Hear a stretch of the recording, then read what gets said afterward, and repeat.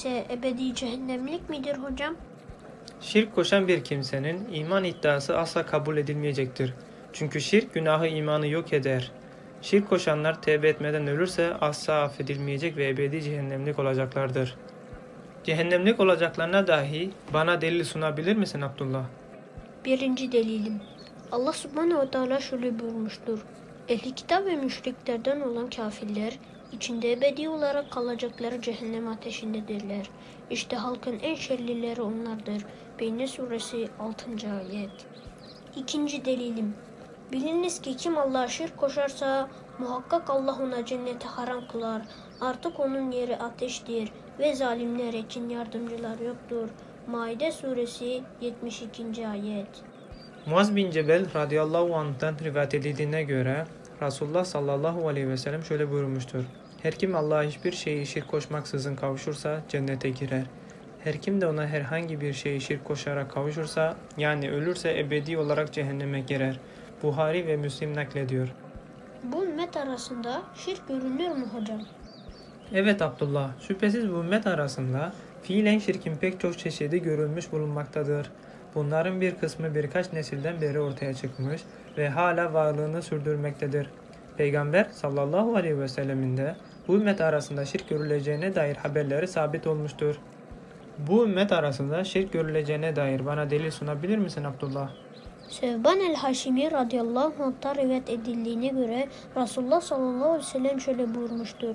Ümmetimden bazı kabileler müşriklere iltihak edince ve onlar putlara tapıncaya kadar kıyamet kopmayacaktır.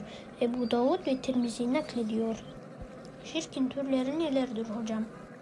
Şirk büyük ve küçük olmak üzere ikiye ayrılır. Büyük şirk kişi İslam dininden çıkaran ve tevbe etmediği takdirde de ebedi olarak cehennemde kalmasına sebep olan, Müslümanlarına bağını koparan, canından ve malından dokunulmazlığını kaldıran şirktir. Bunun cehaletle yahut düşmanlıkla, şaka yahut ciddiyetle olması arasında kişinin küfre girmesi açısından fark yoktur. Büyük şirkin birçok çeşidi bulunmaktadır Abdullah. İtaatte şirk nedir hocam?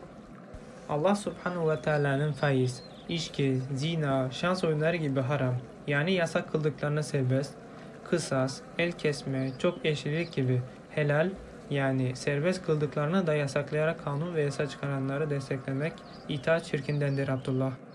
Bu konuştuklarıma dair bana delil sunabilir misin Abdullah? Allah subhanehu ve teala şöyle buyurmuştur. Eğer onlara itaat ederseniz şüphesiz siz de müşrik olursunuz.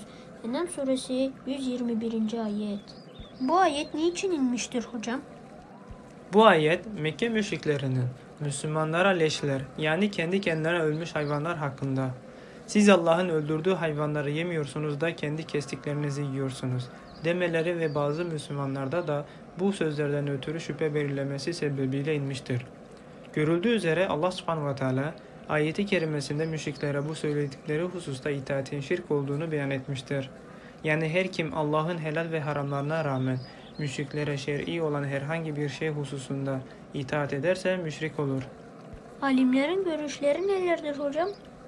İbn Kesir rahimullah şöyle demiştir.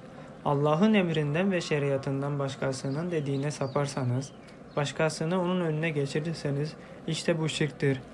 Tefsir kitabı 3. cilt 295. sayfa. Buna dair Allah subhanahu ve teala ne buyuruyor Abdullah? Ey Ademoğulları, size şeytana ibadet etmeyin. Çünkü o sizin apaçık bir düşmanınızdır demedim mi? Yasin suresi 60. ayet. Bu ayetteki şeytana ibadet kısmını açıklar mısınız hocam?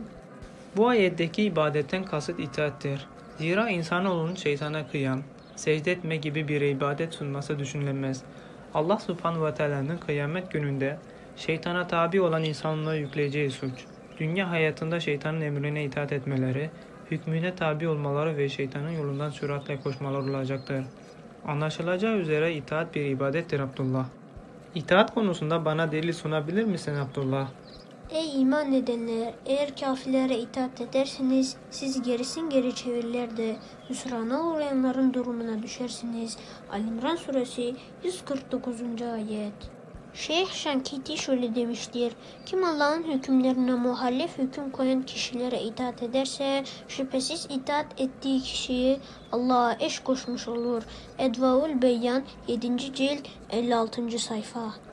O halde her kim demokrasi ve benzeri beşeri sistemlerin yöneticilerini benimser, oy vermek suretiyle onları destekler, rabıta ve istiyase gibi İslam dışı ayinleri olan tarikat şeyhlerini önder edinir, onların küfür olan kanunlarına ve inanışlarına itaat ederse Allah'a şirk koşmuş olur.